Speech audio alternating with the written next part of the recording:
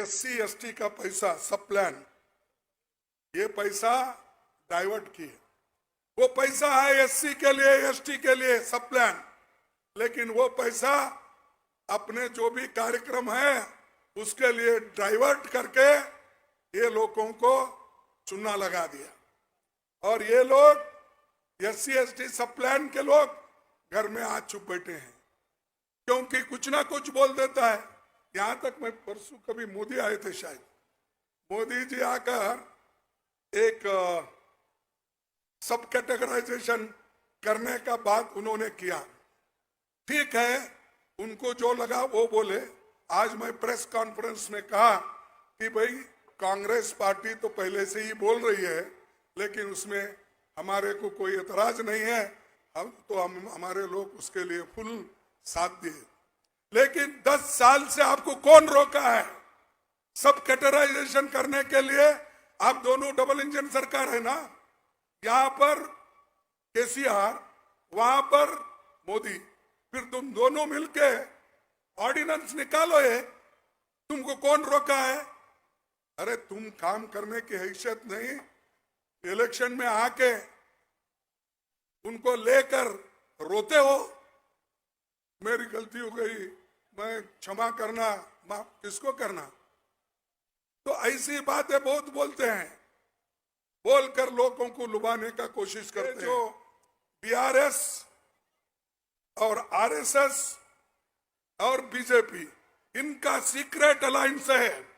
अगर आप इन लोगों को वोट देंगे, अपने आप गुलामी की तरफ जाएंगे।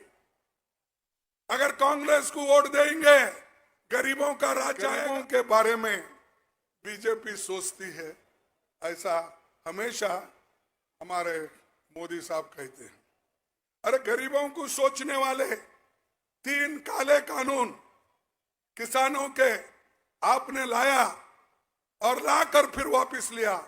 हमने सब पार्लियामेंट में जद्दोजहद की, लेकिन उन्होंने उस वक्त वापस नहीं लिया। जब दिल्ली के बॉर्डर पर किसान लाखों की संख्या में वहां बैठे, तब वो 3 काले कानून वापस लिए। और हम हमेशा बोलते हैं कि मोदी साहब कभी सच नहीं बोलते, बीजेपी कभी सच नहीं बोलती, और उनके भाई केसीआर भी कभी सच नहीं बोलते। ये तो हम पहले से कह रहे हैं।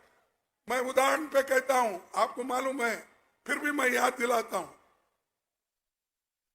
मोदी ने कहा, क्या कहा कि मुझे वोट दो, मुझे सरकार में लाओ, हर एक को 15-15 लाख दे। तुम बोले दिए 15 लाख? नहीं दिए। तो वो झूठ बोल रहे हैं क्या? आप लोग लेके झूठ बोल रहे हैं? वो झूठ बोल रहा है भाई। उसने ये कहा कि 2 करोड़ नौकरियां युवकों को पूरे हिंदुस्तान में दूंगा बोले। तेलंगाना में मिला 2 करोड़ नौकरियों में से कुछ नहीं मिला।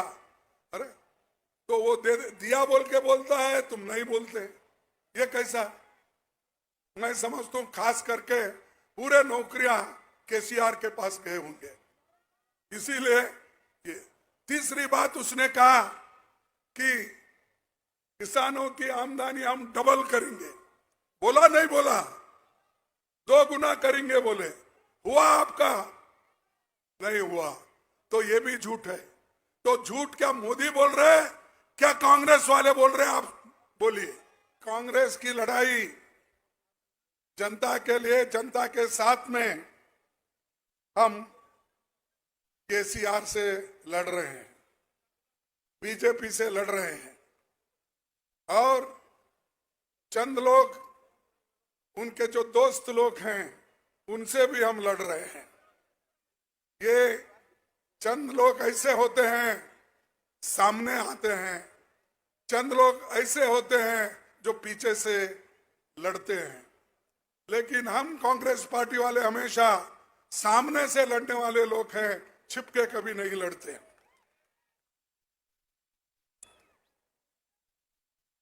कहीं भाजपा तेलंगाना में तो रेस में नहीं है,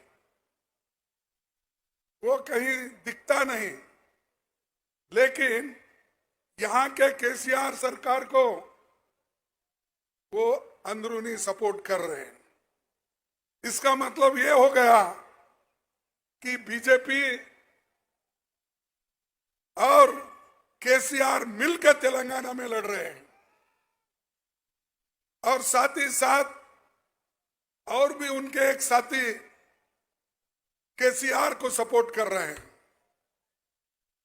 तो इसके ऊपर आप जान सकते हैं कि कांग्रेस को हराने के लिए कितनी साजिश चल रही है और ये साजिश करने से हमारे कांग्रेस के लोग डरने वाले नहीं है।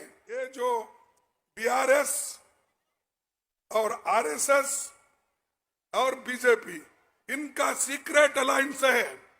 अगर आप इन लोगों को वोट देंगे अपने आप गुलामी की तरफ जाएंगे। अगर कांग्रेस को वोट देंगे गरीबों का राज जाएगा।